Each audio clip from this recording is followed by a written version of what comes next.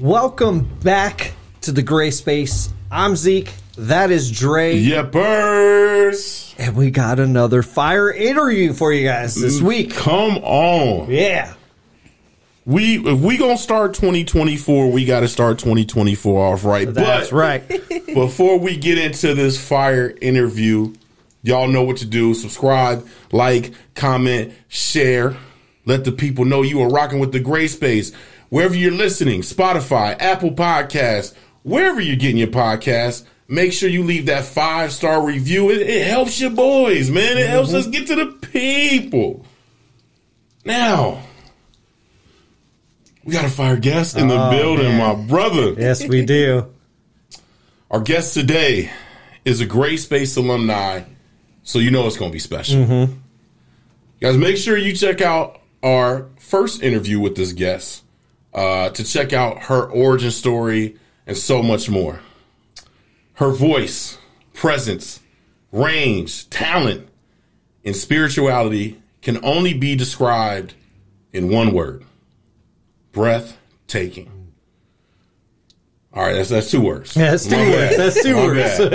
Which further lets the people know that there are not enough words to explain how amazing she is. We have had the privilege of watching her demolish it over the last year with amazing performances, collabs, and much more. Now, I'm saying something. I'm going to go out there and say something. There's something to be said that after interview on the Gray Space, you go crazy active after that. You know what I'm saying? So I'll put a little disclaimer. We have no direct effect on any guest career. All right? Just put that out there for the streets. All jokes aside, our sister is back to talk her new project, Clouded Sulpher, which is a phenomenal execution of lyrics, storytelling, emotions, and, of course, vocal ability. We about to dive into all things spiritual, musical, mental, and anything that ends with an O, an A-L at the end. We're going to dive into all that. Please welcome our sister, Chelle, back to the Gray Space. Awesome. Welcome back. Yeah. It's so good to have you back. Breathtaking is one word, though.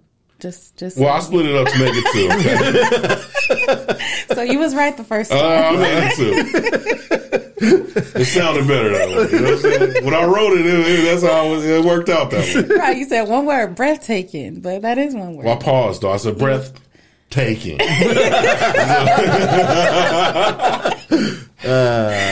Oh, Chelle, it's so nice to see you. For one, what an amazing year for you on the outside looking in. It was. I mean, I feel like every time I was on social media, one of the first 5 or 6 posts I was seeing was you somewhere just showing somebody's mama, somebody's grandmama, somebody's daughter, somebody's son, something, your amazing abilities. And I think what's been so dope about that is that, we were able to dive into your origin story the first time you were here. And to see that kind of blossom throughout this year, a lot of things that you talked about, that you were going through, that you had gone through, and kind of this person that you were becoming, and to see you go through that evolution has been amazing to watch. And then to have this album. And to listen to this album and then to hear it, right? To hear literally everything we talked about and more is really amazing. So we're going to get into this. Let's just get into the meat and potatoes. First and foremost, how good of a goddamn year did you have last year? I had a great year last year. Okay. I had a great year last year. I think I did over 100 shows. Awesome. Wow. For the entire year. Nice. So there was not a month last year that I was not performing, like you said, in everybody's faces. I dropped music last year. I did a lot of features, like you said, last year. Nominated for R&B Artist of the Year last year. Shout out to that. Thanks. So, I mean, it's always a good year for me. Every year is good. It's just how it surprises me, how it's good is always different. Okay. So I'm just going to get right to that. Let's get Let's into just it. get right into that. Let's do it. Clouded Sulpher. For one, explain to us the meaning behind the name of it. Yeah, so clouded sulfur is the name of a butterfly. The species is specific to the southern region of America, but specifically like Arizona. You can find it in Arizona. And the reason why it's called clouded sulfur is because it's the same color of the chemical compound sulfur. So it's like that greenish, whatever. But there's actually two different versions. There's a clouded sulfur and a cloudless sulfur. Okay. And so in general, butterflies obviously mean transformation. And so I felt like the butterfly really like represented just all the transitional phases that I feel like my music has gone through and just the evolution of unfolding of like, I guess like my creative vibe, I guess if you could say that, my brand. Okay. On the album cover, it's actually both the male and the female clouded sulfur. Okay. Combined into two to kind of just represent like the feminine and masculine aspects of me and like it being like unified in this project. Fire. And so, yeah, I wanted to pick a butterfly. I wanted it to be native to Arizona because I'm from here. And I wanted it to express my evolution. And so, yeah, that's why I called it clouded sulfur versus cloudless because it's my perspective. It doesn't necessarily mean that it is the most accurate perspective of what life is and what I experienced. But yeah, I feel like the journey through the entire album really helped me to get to the next project, which is cloudless sulfur. Okay. Okay. Yeah. Here we go. Early. Hint. You know what I'm saying? Yeah. Out the gate. Right out the Exclusives? gate. I appreciate it. Oh, man, that's awesome. So, Yeah. Oh, you know what? Since we're here, let's talk about the flow of the album. Man. Because I find it one of the most amazing things I've listened to in recent memory. And I'm not kidding around. Thank you. Because I want you to tell, like, was it very intentional of how everything was laid out? Because, for lack of a better term, it almost felt like I was reading a book. Yeah. You know? And it was like almost chapter by chapter of like almost going through your life. Yeah. Right? And very personal things. And talk to me about the flow. How long did it take you to get to, this is what, 22 tracks, if I'm not mistaken. Yeah. So when I originally started formulating the project, I didn't have the order.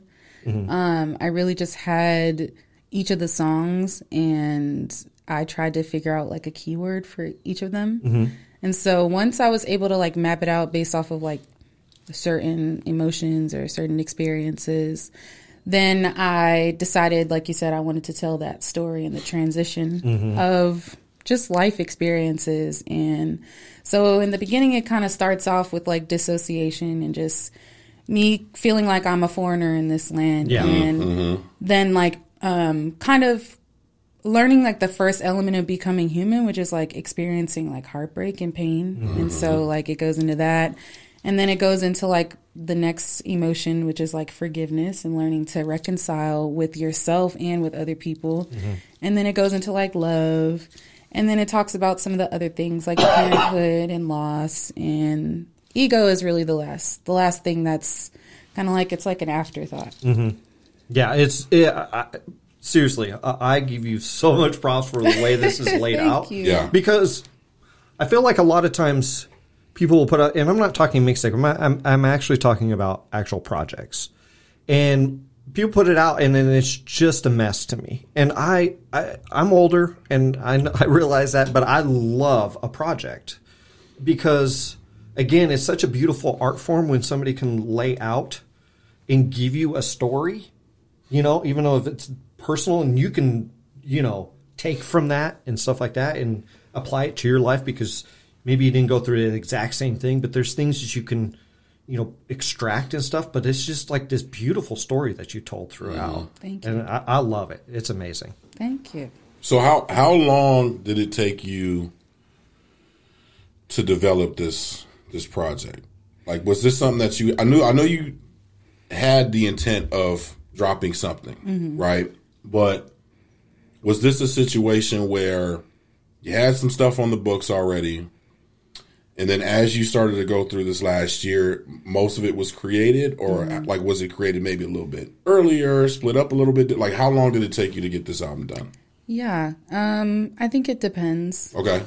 As far as beat wise, the music has been produced as early as like 2020. Okay. When I first started actually like producing beats. Okay. And then the lyricism, I have songs from there that I've written when I was like 23. Okay. So no, not 10 years ago. 9 or 8 years ago, I think. Yeah, like a year ago, So, right? Nah. I think like 9 or 8 years ago. So it's really like a culmination of not all, but just a lot of the songs that I was ready to let go of. Okay. That started as early as then, and some I actually wrote like right before I dropped the project. Okay. So. Was it difficult for you to revisit those times? Because I'm guessing some of those are going to be like the earlier parts of the album, right? No. Okay. So give me an example of something that was like maybe later in the album that was a little bit Earlier. Yeah. Thank You for Being You. Okay. I actually wrote that before I added my sons to the song. I wrote that song like when they were first born. Awesome. So Amazing. 2015 was when my my youngest son was born. Okay. I don't know what's happening right now with It's my all right. brain. It's okay. It's all right. Driving will do that to you. Oh, Yeah. yes. I really don't drive around. Especially and out here. 100%. Normally Lepre drives, so I'm like a passenger princess. Okay, I got And, you. Yeah, so I'm discombobulated. Okay. But yeah, I'll get those numbers to you, the accurate data, another time.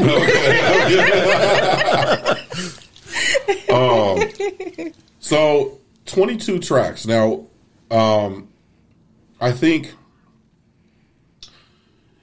in today's musical world, you've kind of seen a little bit of both. Like you've seen a lot of like the Drakes will drop, Drake's dropping like 30 tracks an album, seems like. Mm-hmm. And then you see a lot of people doing maybe the short LPs or the EPs, so they're right at that 7-song minimum or whatever the case may be. But most people stick to that kind of 10 to 12 range. Yeah. How intentional was the 22? Was it just like, nah, these have to go? Because it doesn't feel long. It's only an hour and 7 minutes, but it is it's not a long listen, right? Mm-hmm. Like you don't get tired, and then by the time Make 'Em Mad is done, it's like, okay, we're right back at it. Let's do it again, right? So how intentional was that 22? And did you feel like maybe you could have added a couple more? Like, how hard was it to kind of dwindle that down to those 22? It was really hard to narrow it down. I had a lot of other songs on there, but then I was just like, okay, that's where, Cloudless Sulpher comes in. Okay. And so, like, for this project, I really focused more on just it being about transformation and healing and telling a story versus, like, specifically R&B or specifically a specific genre or anything like that, or including features. I really just wanted it to be, like, my personal gift to the people that have watched me grow and the people that really were ready to hear what I had to say, based off of everything that I've experienced. So, yeah, as far as the number, I think it just narrowed down to that. Okay. But there were a lot more songs. Okay, so you got some stuff that's hitting that Cloudless Sulpher. A lot. Okay. Nice. Yeah. Nice. I forgot to mention too when we were talking about the flow and stuff too. Is there's like poetry that you do in here, and also have to appreciate that as well, because a lot of times it will say interlude or whatever, right? And you want to skip it because it says interlude. I'm glad you didn't, because everything has a meaning to it. Everything, and again, it just goes so well. Tell me your thought process, I guess, of why putting that in to this project. I think it was just important for me to. articulate that when I say I use my voice, I don't just mean singing and I don't just mean rapping. I also mean I actually use my voice to speak. And so I just wanted to showcase all those different aspects of how I utilize my voice to get a point across in some sort of way. Yeah. Have you ever gone up and done poetry? No. Because now I've never personally been to a place like that. I can't think of the name off the top of my head what those are called. But a poetry slam? Yeah, you know. I would love for you to go up there and like just do some of those because I think they're amazing. Thank you. Yeah, I think it's awesome. Again, you don't get that very often. Like you might get people like kind of just talking crap or whatever they're doing, but it's very rare to get a message in something like an interlude. It just popped into my head, and I don't know why I didn't make this correlation earlier. Why I've never made this correlation. It just popped in my head. Very Jill Scottish. Very Jill Scottish in the sense of Jill Scott was kind of one of the first major artists that was like, I don't just sing. Yeah. I'm going to spit a couple bars here and there. Yeah, I'm going to have some poetry lined up. And it's all a part of the story in a sense. So you can't have one without the other. Like you wouldn't have been able to tell the story of Clouded Sulpher without the bars. Yeah. And without the poetry mixed in with your vocal talent. Now, this is what I love about this album. Let's go back to the flow. He and I are infatuated with an ebb and flow of an album, right? Thank you. Yes. So it when you have maybe a ballad, follow it up with something that's a little bit more up tempo, then maybe maybe another ballad, but don't keep it. You got 3-4 songs that are the same. And my personal favorite transition on this album comes early because the first time I heard this song, Drum, I lost my ever loving shit in the car. Yeah, that's actually me playing in the background, the tongue drum. It is, and what I love about it, it's so simple. Yeah. You literally have a drum, and then it's a cappella. And your voice essentially becomes the instrumentation of the song, wrapped into what you are talking about throughout this a cappella. And then you go right into how does forever turn into never again. My favorite song on the album, by the way. I love that song. I love that you say that. That's actually been out for like years now, like maybe 2 or 3 years. Okay. But it was re-released on this project along with Come On and Dream because I produced the beats for all of those songs. Okay. Now let's talk about the music. Are those the only songs that you produced the music for? Or did you do more? For this particular project, yeah, I produced the entire project. The entire project. Correct. Fire. Thank you. Nice. Thank you. Yeah, you got to give it. You got to give it up for that. That's amazing. Yeah. How difficult is that for you? Hard. Right? Because I mean, once you finish a beat or whatever instrumentation that you're doing, there's so much that's poured into that, and then to turn around and to write the message for that, like, what's that process like? Honestly, sometimes it happens at the same time. Okay. Sometimes while I'm like making the beat, I hear the hook and I'll like record it on my voice memo while I'm making the beat at the same time. Okay. And sometimes I just make the beat and then I leave it and then I randomly come back to it and there's old lyrics or there's like new lyrics or I've only put a hook on it. I'm just like, okay, well, we can finish this one. Okay. So I think it just really depends on the song. Favorite song on the album? My favorite is Fallen Alien. Really? Really? Yes, absolutely, hands down my favorite song. Why is that? Just because it's like I don't know, it's like a vibey song. It is for sure. Yeah. What was, because again, we know the track placement was intentional. So what was the intent on that essentially being the first song on the album? It's my statement song because Okay. I'm talking about where I'm from. I'm kind of talking about just how I feel in general and what I've experienced being in this, like on this earth for as long as I have, or as short as I have, as some people perceive. And just feeling different, you know, and just expressing that. And yeah, just knowing that, like, just communicating that I'm different. This is not a regular project. It's not a traditional R&B album. It's more alternative. And yes, I wanted to be loud and proud with the fact that this is not going to be something that you're really like expecting from me. It's just me. Okay. Do you feel like a sense of relief, a little bit of a woosah after putting this out? Yes. Do you? Hell Okay. yeah. 'Cause it's my first one. Okay. Yeah. And I did it all by myself. Other than it was mixed and mastered by Stan. So Stan Jones, shout out to Stan. But that was the only other help, except for Big Baby mixed and mastered Come On. Okay. And then Lepre, she's another artist. She actually helped me engineer Come On. But other than that, she's not just another artist. No. yeah, she my girl. But you know, You're right. you know what I'm saying. Don't downplay it. You know what I mean? You know, the flowers need to be given. That's you my know what I'm boo. saying? Yeah. I know, but sometimes she'd be like, you got to do it every interview. You got to tell everybody. Yes, sometimes I do. Every time. You got to tell them. You know what I'm saying? Yeah. They got to know. Yeah, you gotta put a tag on it. You know what I mean? No. How has that your relationship affected over this last year? Yeah. Right? How has that affected your music?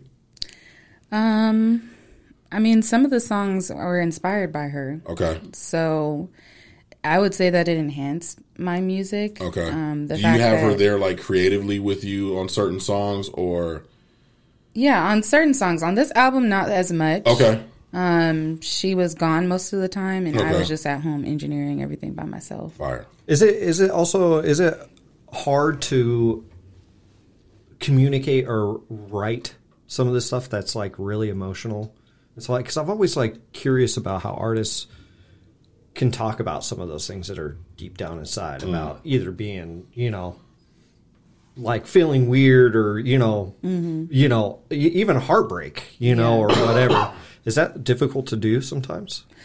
And I think it ties into like what you were saying about like the relationship. I think that being in a relationship with someone that holds the space for me to feel however I want to feel is, I think, what helps me have less fear and anxiety when it comes to expressing my truth. And I think it's just because no matter what, like, she's always a fan. You know, she's always supportive. And I think it's important, like, even if you don't have a significant other, just to have that one person that, you know, every song they listen to, they're just like, yep, it's a smash. You know, even if you know in your mind or you feel like in your mind it's not, just having that super fan that's always rooting for you no matter what and pushing you to be your best self and beyond yourself is very crucial as an artist. I mean, so on the other side of that, is it also beneficial to have somebody who's like, I don't like that because of this? More critical, not like, oh, that just sucks. You know what I mean? For me, it's not helpful because I'm that. You know. Oh, okay. So you provide that correct. for yourself. So, gotcha. I'm like the hardest. Like, yeah. I mean, I had so much fear and anxiety with dropping this project because I was just like, I made the beats, I engineered the session, I wrote this. This is me singing. You know, there's nobody for me to fall back on. If you know the world, I don't know why I had this delusion in my mind that one person not liking it meant the entire world wasn't going to like it. But yeah, it took, you know, having those people in my life that were like, no, don't, because I was like, throw it all away. Just forget it. Forget it. And she was just like, no, you can't. You can't do that. And I think also having her, she dropped her project before me. So I think just being able to experience that with her, and it helped me kind of prepare for when it was my turn after. Yeah. Go ahead. Go ahead. When was that final decision made? That it was coming out? Yeah. Like when did you hit send? The 1st of December. Okay. It wasn't the 3rd. Okay. Okay. And so once you hit send, now what? Panic. Okay. No, I'm playing.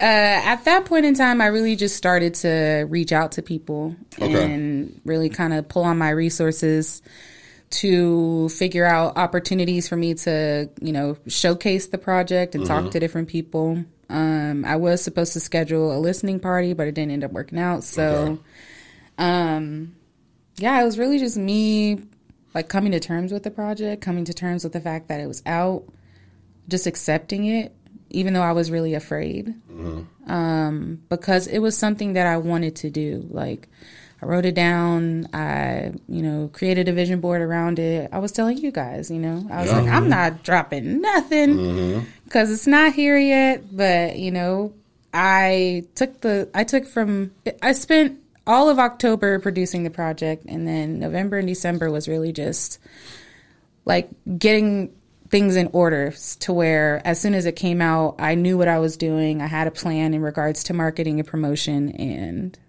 I had all the content that I needed to make sure that at least socially people knew about it. Okay. And I still find this fascinating, and I know Zeke touched on it the last time you were here. Like, it's very fascinating for you to talk about yourself in that manner, and then for us to watch you, like, I think I used the correct word, is like absolutely demolish it on stage, where your presence, I think, in the public is just so bright and large and bold, and you know what I mean? So I think that's what's always been, as an outsider looking in, the craziest thing is like you're panicking about this project that you are probably more qualified than 90% of the people out here to be dropping a project, right? Wow. Like, legit, because you have worked with some of the best people that have come out of Arizona, and beyond that, and you have such a wide variety of how you can deliver your message, and you have a message. Like, most people don't even got shit to talk about. You have a story. And you can sing. And you can sing. Like, I was trying not to bring that in because Shelby trying to act like, well, man, I don't want, the singing thing. I just kind of do this. You know what I mean? So, I think it's amazing. Now, what was, to Zeke's point earlier about going through some of these moments that you had to not only write, but perform to create the project, was there any one song that was, or any one track on the album that was like difficult to do? That was like, what was the most difficult song for you to get out? Honestly, there were two. Okay. For different reasons. I would say MVP was one of them, and Fly Home Fanatic was the other one. Those two were probably the hardest for me to create. Why? MVP is just like kind of expressing what you just said. It's like on the outside looking in, people feel like this lifestyle is glamorous, and it is sometimes, but the flip side to that is what I've had to go through in order to create the music. It's not just pretend. I'm not just like make believing that I experienced this traumatic life. I actually lived it. And so I think that it was important for me to let people know, like, it may feel and it may look and seem easy, but there's a lot at play that inspired the walk and the journey that I have right now, if that makes sense. And I figured it was kind of like a satirical thing to like sing that I'm the R&B MVP and then rap in the verses. Right. So I just, it was also just like having to express in that form and like it not necessarily being the primary form that people know me for. Right. And just having the insecurity of like, does this really, is this really making a lot of sense or is this too egotistical? I just didn't want to like give that message of like, that like this is about pride because it's not about pride. Right. It's really like more irony in a way. Which I have to say, and I've seen you, I've heard you rap before. I had to look at the damn car. I was like, I said, who's snapping like that? I said, okay, all right. And why Fly Home Fanatic? It's about my brother. He passed away earlier last year in March. And we all used to be in a rap group together as kids. It was called Holy Ghost Boys, but I was the girl. For some reason, I felt like I was a boy at the time. I don't know. Okay. But, we were rapping and we were touring and, we always wanted to do music. And so he stayed here and grew up and, established his own, record company, Blueprint Records. And, we were communicating and we had plans to kind of take over Arizona. Now that we're kind of older and more mature and more in alignment with like our identity as artists and creatives. Right. And so him passing away was just really hard for me because I haven't lost a lot of people in my life. Okay. At least not people that I have been close to. Okay. And so losing him, it really hurt me in a lot of ways. Yeah. And so, that was the hard part about it, is just like grieving his loss, but also, like it's like an a la carte type of song, but I chose to put it on my album because, that was a part of my journey as well. Being in his life, him being in my life and losing him on the same year that I'm like finally producing music and getting my first project out, and he's not here to really like share that moment with me. And he has such an impact on absolutely so many people in this city. So I think it was a great ode.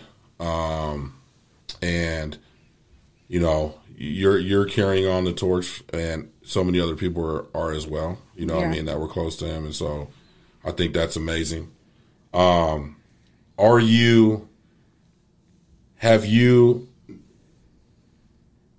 Is this where it's at? Like wherever you went through Clouded Sulpher, it's there. Like we've let it go. Oh, do you mean like? As far as all the emotions that you were able to express, it's like now. Am I finished with that part of the story? Like telling those stories? Yeah, and how you feel about that, like emotionally. To be honest, I feel like they'll always be the same emotions. They'll just evolve in different ways. Okay. So I don't think the stories will ever end. Okay. I think it's really just the chapters. So I guess we could say that those chapters have closed. Okay. And there are new things to discover in those same areas. I love that. How has the overall reception been of this album? It's been good. It's been really good, to be honest. Honestly, a lot of people, it takes them a couple days to get through the project. A lot of people have been saying, like, I would try to listen to it and I had to take a break. And I'm getting back on it. And then, so I'm still waiting to hear back from a lot of different people. But people have just been like, I've heard the first half and it's amazing. And I'll let you know when I get through the second half. But it's only been 11 days. And it's like almost at, I think, 2,000 streams. Let's go. Probably more than that, to be honest. Let's get it up. Let's run it up. I know. Yeah. Yeah. We got to run that up. Run it up. Is there a reason why people have said, is it just because people are just popcorn and I mean, you can answer this, but I mean, I kind of want to answer this because I just feel like that's kind of what our society is today. Yeah. Right? It's very, give me one song and get out. Give me a single, give me 2 songs, get me out. I don't think that's personal. I just think that's society today. Yeah. It's TikTok, it's Instagram stories, it's YouTube shorts. Give me the quick bite of something. You know, I mean, I can say the same thing for our long form podcast here. People watch it, people listen to it, but where do we get thousands and thousands and thousands and thousands of views? Minute clip, you know, so they get the piece of it. It does attract some people to go listen to the whole thing, but for whatever reason, people just like to, you just keep moving, you know, and it's one of my journeys in life is for people to sit down and enjoy it. If you could sit down and enjoy a movie for 2 hours, now they're 3. Movies are forever. Straight up 3 hours out the gate. They're forever. Gate. Music, sit down and enjoy it. It's 45 minutes. I just remember a time of me sitting in my bedroom with a tape player. And sitting down and then taking out, flipping it for side B, you know, and enjoying that process. And I think if I can speak to all the people out there, I think people need to start enjoying music that way again. You know, I don't think there's anything wrong with singles and stuff like that. Don't get me wrong. But I'm saying, like, when somebody puts out a project that you enjoy or if you want to listen to, I think you should. I think you should sit down and listen to it. If it's an hour, if it's an hour and a half, if it's 20 minutes, if it's 45 minutes, sit down with that artist has intended, which you have intended to put out in front of somebody and go, enjoy this, please. Yeah, go get the story, man. You know? Go get the story. Because honestly, as much as songs are done well by themselves, it, like I said, as you listen to the like I called you the first day. What I tell you, I called you first day. I said, bro, you gotta listen. And I mean, you have to pay attention to the order. Let yourself immerse in this because by the time you're done, you're like, you like to give me spoilers, is what you like. I'll be You're going, hey, bro. Yeah, you just got it. I'm they like, got shot at the end, bro. They got shot at the end. That's that 1 minute clip right there. That's it. I gotta help them out. So do you feel the same way, though? Or is it different? I think that it's an hour and 7 minutes long, and I think that that's a long time for a lot of people to be at rest. And I think that it's very important for you to be in a relaxed state in order to really, like you said, see the story. I think also imagination is not encouraged as much. And like you said, there are people that are willing to sit down and watch a movie because it doesn't require you to use your imagination. You see the image in front of you. And I think, you know, when it comes to like auditory things, if there really isn't, I mean, nowadays, you know, like think about Beyonce. She created a whole visual album for this very reason.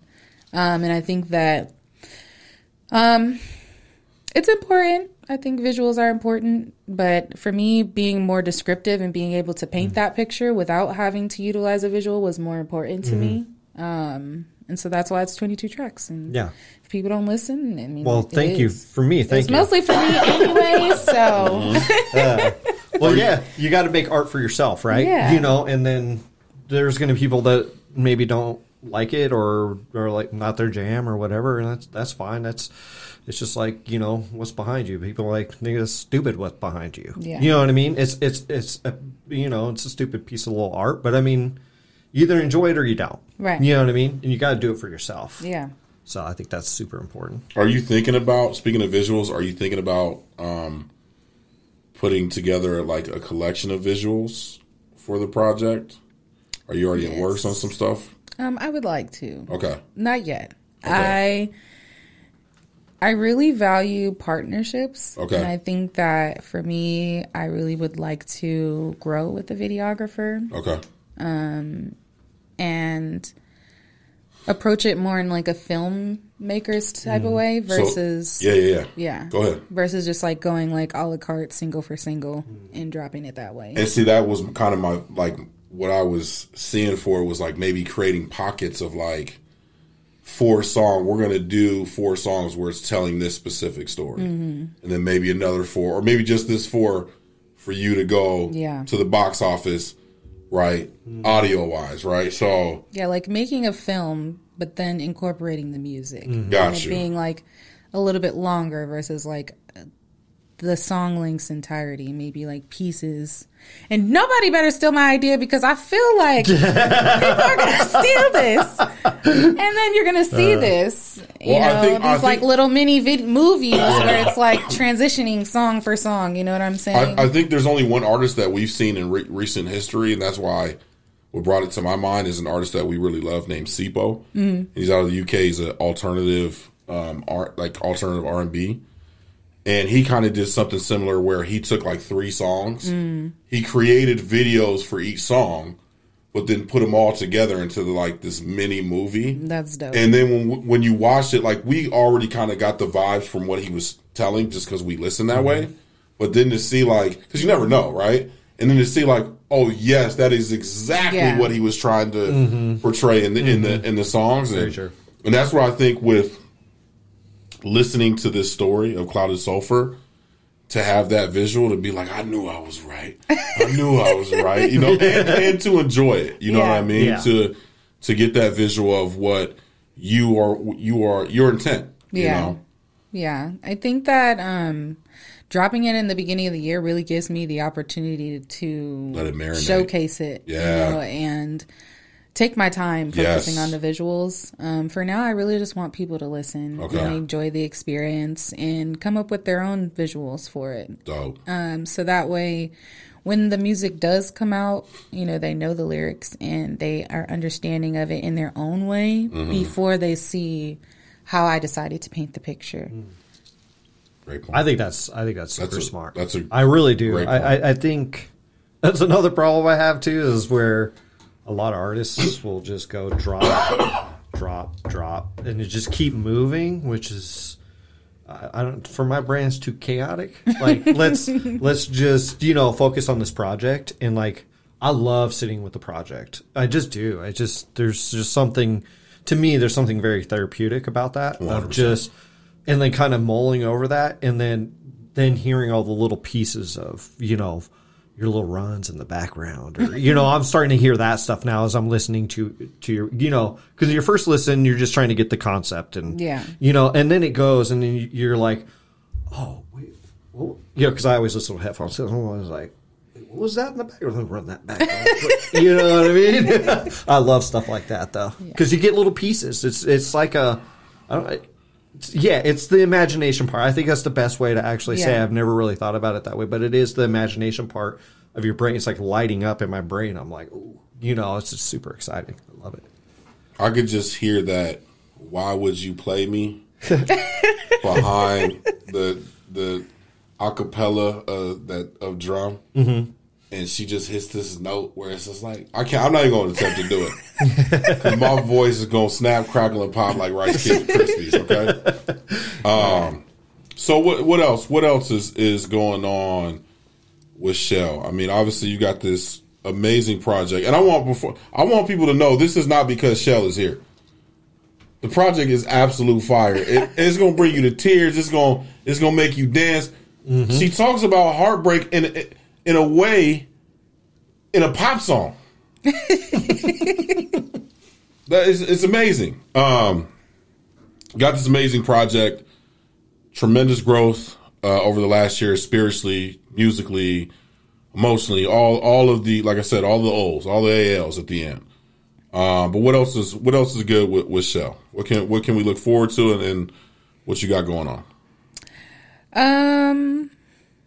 A lot. There's a lot going on. Well, I want to hear all of it. There's always a lot going on. Because you always, the last time you did this, you're like, I got a lot. I want to hear it.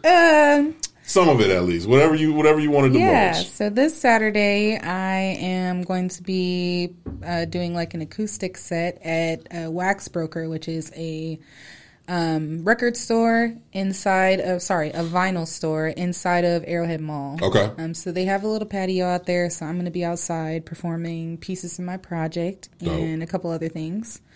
At the end of this month, I'll be performing at That Vibe Brunch. They are celebrating their 4th anniversary. Okay. I believe that's the 27th or the 28th. Okay. February, I just have a lot of different like podcast interviews, and radio interviews, and stuff like that going on. So you came here first? I did. Awesome. I love it. I love it. Score. Crushed it. To kind of piggyback though off of like the shows and stuff that you do, is there like a website or can they follow you? Do you post stuff like that, like where you're going to be? Yes, I post on my Instagram. Okay. So my Instagram is Chelle Music Official, CHELLE Music Official, and that's where everything is. Okay.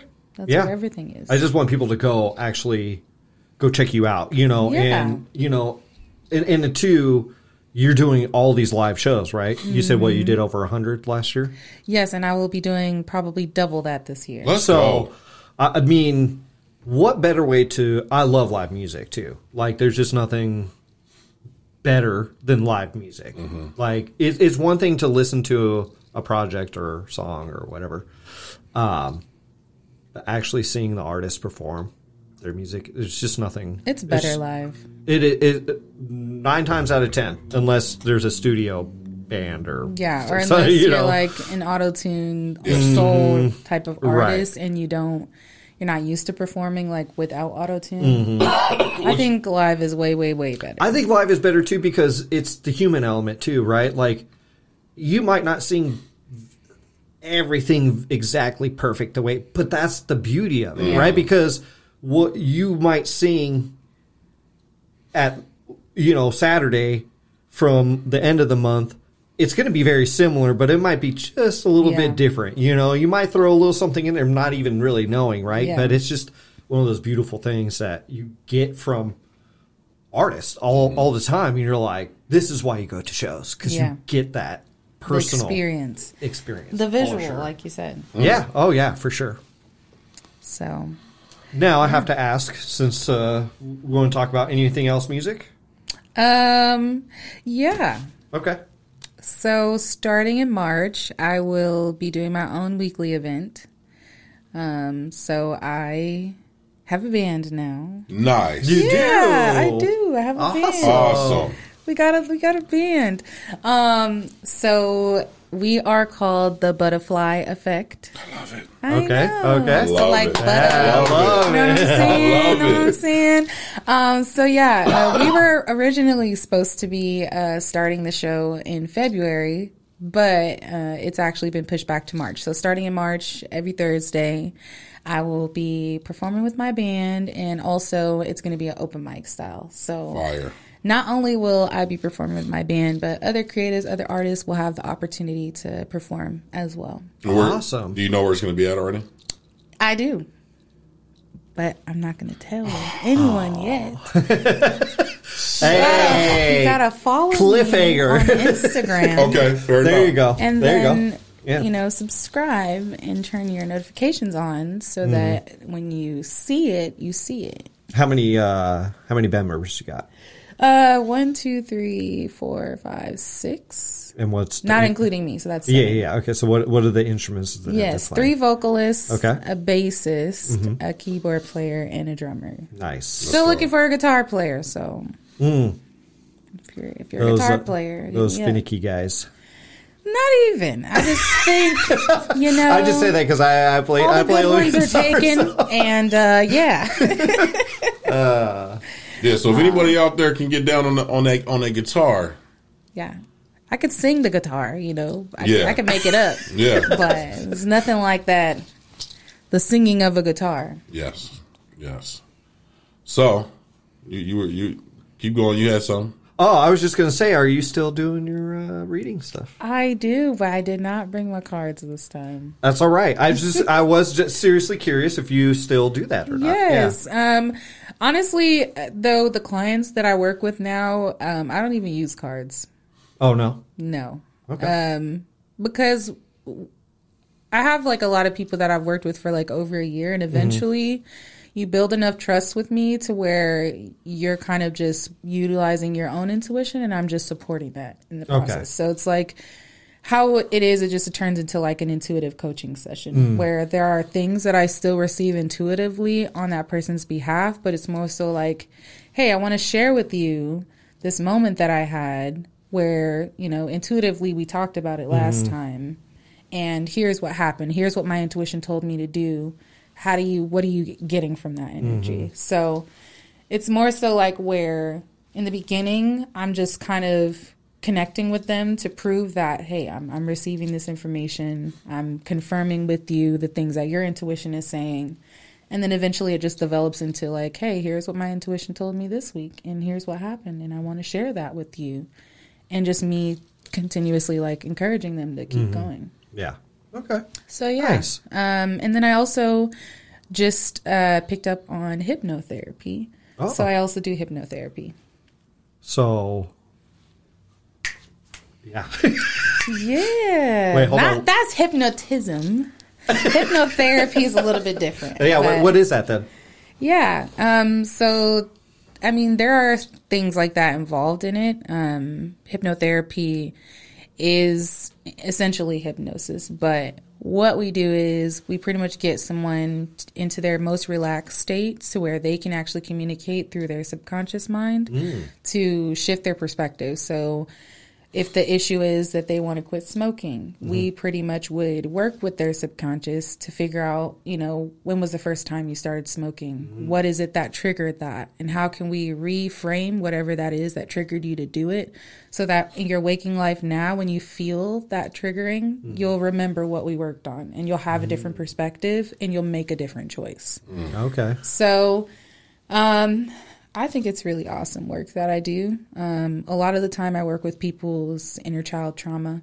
So that makes sense. Not therapy, not psychology in that I diagnose or treat anything, but more so pretty much just like getting them to really talk to themselves and deal with themselves and go back into those traumatic experiences and helping them to see it from a third party perspective versus being immersed in it when they're triggered by things. Makes sense. So, yeah. Well, cool. Wait, did we just do a podcast? What just happened? This is happening, right? Well, I'm glad that you're still awesome. doing that. Yeah, you for know, sure. Yeah. because I know you were really passionate about that before. You know, Yes. I'm glad you're still pursuing that in kind of digging deeper into different areas of that. Yeah. I find that very fascinating. Yeah, I'm starting to study the brain and, you know, the subconscious mind, the conscious mind, superconscious mind, all the different levels and different levels of, you know, altered states of consciousness to where...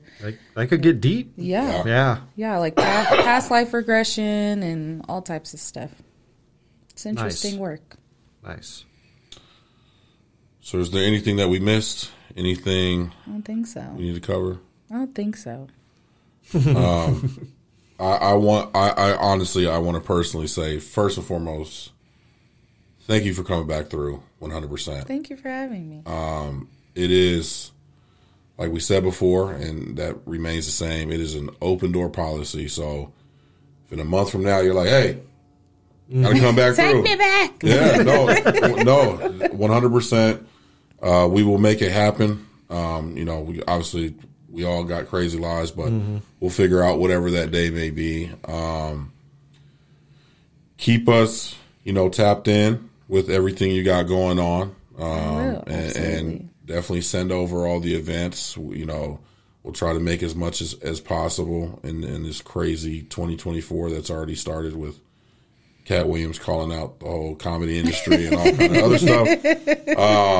But yeah, definitely keep us tapped in with events and stuff like that. And looking forward to your event with your band that you're going to be starting. Yes. And I want to say and I'm going to speak on behalf of both of us, that we are super rooting for you. And please, always remember how fucking dope you are. Oh, Because you are that dope. thank you. And this album, like I said, the epiphany that I had of Jill Scott was like, and Jill Scott's one of my favorite artists, so I love it.